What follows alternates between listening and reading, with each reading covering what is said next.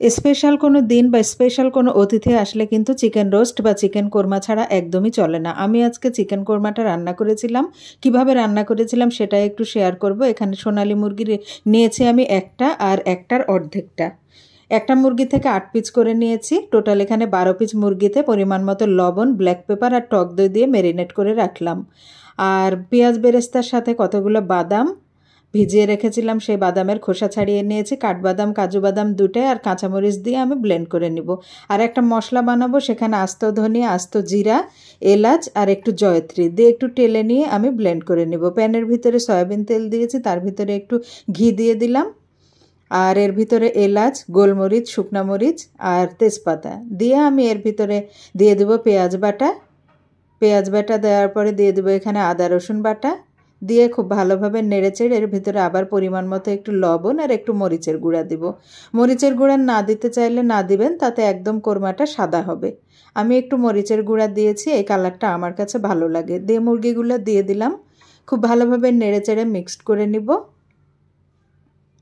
খুব ভালোভাবে নেড়েচেড়ে মিক্স করে নিব, একটু ঢেকে রান্না করব। তারপরে ওই যে বাদাম বাটাটা করে রাখলাম যে পেঁয়াজ বেরেস্তা দিয়ে, সেটা আমি এখানে অ্যাড করে দিব। খুব ভালোভাবে নেড়েচেড়ে নিব। একদম কষানো হয়ে যাবে, যখন তেলটা ওপরে উঠে আসবে, তখন আমি এখানে গরুর দুধ, আগে থেকে জাল করে রাখা গরুর দুধ এখানে 1 কাপ মতো আমি এখানে অ্যাড করে দিব। এখানে কোনো পানি ব্যবহার করব না, এই দুধটা দিয়েই কিন্তু মাংসটা টোটালি সিদ্ধ হয়ে একদমই রান্না হয়ে যাবে। খুব ভালোভাবে নেড়েচেড়ে ঢেকে রাখবো। আসলে চিকেন কোরমার স্বাদ নতুনভাবে বলার কিছুই নাই, এটা খেতে কিন্তু অসাধারণ। পোলাও দিয়ে কিন্তু খুবই ভালো লাগে খেতে, আমার খুবই প্রিয়। তারপর ওই যে তেলে রাখা মশলাটা, যেটা আমি ব্লেন্ড করে নিয়েছিলাম, গুঁড়া করে রেখেছিলাম, সে সবটুকু এখানে আমি অ্যাড করে দিলাম। দিয়ে খুব ভালোভাবে নেড়েচেড়ে নিব। এই যে প্রায় আমার এটা হওয়ার মধ্যেই, মানে ঝোলটা এরকমই আমি রাখবো।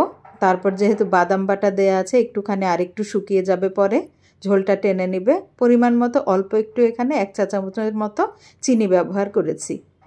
দেখেন দেখতে কতটা লোভনীয় হয়েছে, কালারটাও কত সুন্দর হয়েছে। আমার রেসিপি তো অবশ্যই ট্রাই করবেন আপনারা, আশা করি ভালো লাগবে। রোস্ট তো আসলে সবসময় খাওয়া হয়, বাট চিকেন কোরমা কিন্তু সবসময় রান্না করা হয় না। তো একদিন অবশ্যই আপনারা রান্না করবেন। পোলাও দিয়ে খেতে কিন্তু অসাধারণ লাগে, আমার কাছে খুবই ভালো লাগে। দেখেন কতটা লোভনীয় লাগছে, কালারটাও কত সুন্দর এসেছে। আর এখানে মরিচের গুঁড়াটা স্কিপ করলে কালারটা একদম সাদা হবে, সেটাও দেখতে খারাপ লাগে না। যাই হোক, আজকের মতো এটাই ছিল রেসিপি। আশা করি আপনাদের সবার ভালো লেগেছে। আমি এটা পোলাও দিয়ে সার্ভ করেছিলাম।